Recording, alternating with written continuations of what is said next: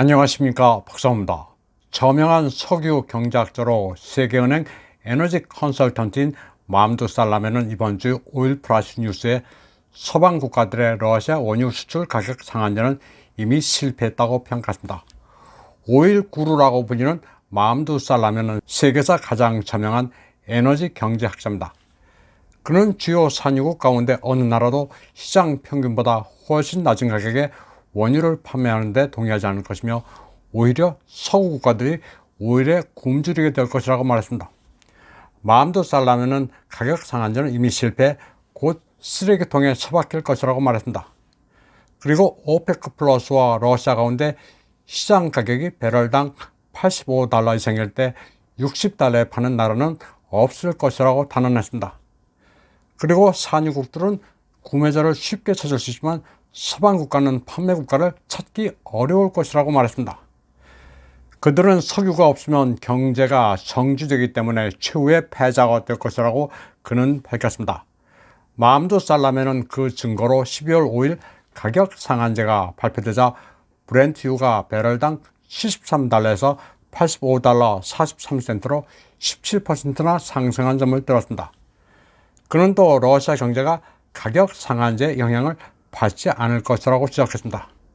살라멘은 러시아가 결코 지지 않을 것이며 중국, 인도와 다른 아시아 국가들은 이미 가격 상한제를 무시하고 점점 더 많은 양의 러시아 원유를 구매하고 있다고 말했습니다. 러시아 원유에 대한 가격 상한제는 12월 5일 EU와 G7, 호주가 도입했습니다. 원유를 자기네들이 정한 가격 이하로 구매하지 않으면 러시아 원유를 수송하는 유조선에 대해 보험과 기타 서비스 제공을 금지하기로 했습니다. 이런 정신 나간 제재가 먹힐 리 없습니다. 러시아는 그러자 자체 탱커 선단을 동원하기 시작했습니다. 서구의 보험사들이 서비스를 제공하건 말건 상관이 없습니다. 러시아는 이런 사태에 대비해 이미 대책을 세워뒀던 겁니다.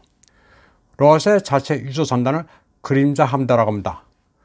러시아는 지난해부터 이를 준비해왔다고 파이낸셜 타임즈는 보도했습니다. 무려 100척이 넘는 유조선단을 미리 조직해놨습니다.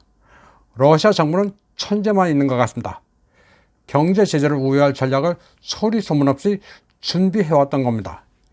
이로써 서구의 보험업도 박살나게 생겼습니다. 러시아의 푸틴 대통령은 가격 상한제를 지지하는 국가대에서는 내년 2월 1일부터 7월까지 원유를 팔지 않겠다고 밝혔습니다. 5개월 동안 대응 조치를 발효한다는 건데 여기서 러시아의 신모 원료를 알 수 있습니다.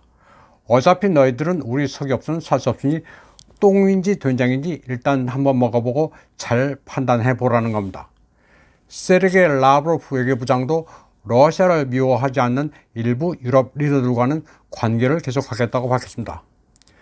반러 제재가 실패할 것은 명약 관한 만큼 유럽연합에서도 헝가리 같은 나라와는 유대를 계속 이어가면서 추세를 보겠다는 겁니다. 또 같은 유럽 국가라도 이익이 맞지 않으면 수시로 지들끼리 뒤통수를 치니 러시아는 일단 즐기면서 지켜보겠다는 겁니다. 유가 상한제 같은 미국과 유럽의 이런 미친 조치는 경제학자가 아니라 장삼이사라도 상식적으로 온당한지를 판단할 수 있는 사안입니다. 한국이 바보짓을 하는 G7의 일원이 아닌 게 얼마나 다행인지 모르겠습니다. 그런데 러시아가 경제적으로 고립돼 디폴트 위기라고 아직도 떠드는 사람들이 좀 있습니다.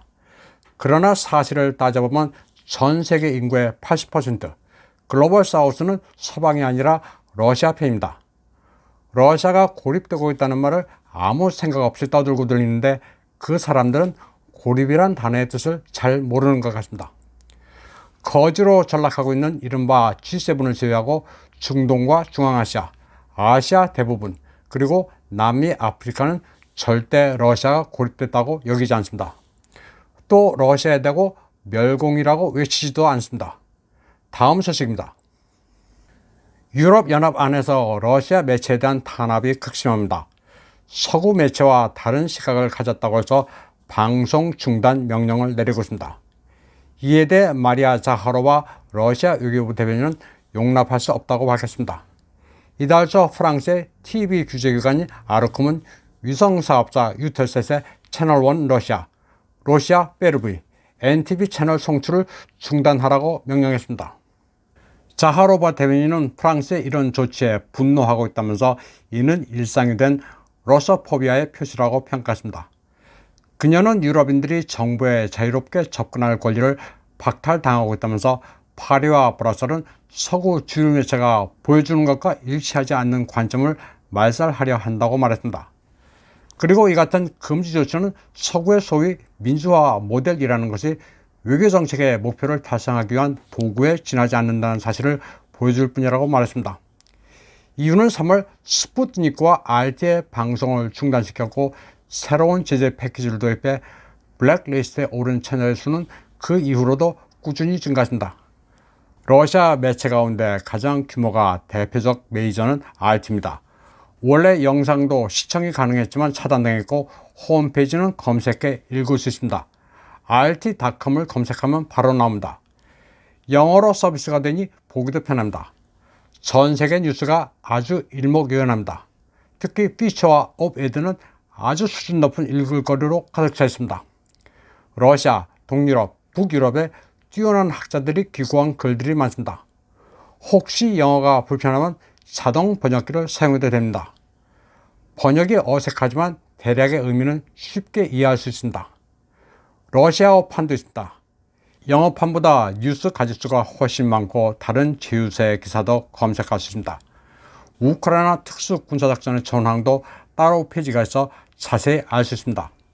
이번 분쟁은 영미권 매체와 러시아 매체 보도가 완전히 다릅니다. 독일어판도 아주 볼만합니다. 기본적으로 다른 버전과 동일하지만 독일에 특화된 기사들이 많습니다. 또 독일 내부에서 바라보는 대안적 시각들이 많습니다. 독일어판을 보면 제국의 시민 사건의 진상도 제대로 이해할 수 있습니다.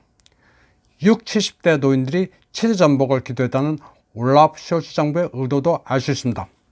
검색만 제대로 하면 제국의 시민 사건이 한국의 경기 동부연합과 비슷하다는 황당한 소리를 할래야 할 수가 없습니다. 독일의 국방, 외교, 경제 관련 속보를 이해하는 데 필수적입니다. 독일의 주류 매체들도 하도 거짓말을 잘하기 때문에 믿기가 힘듭니다.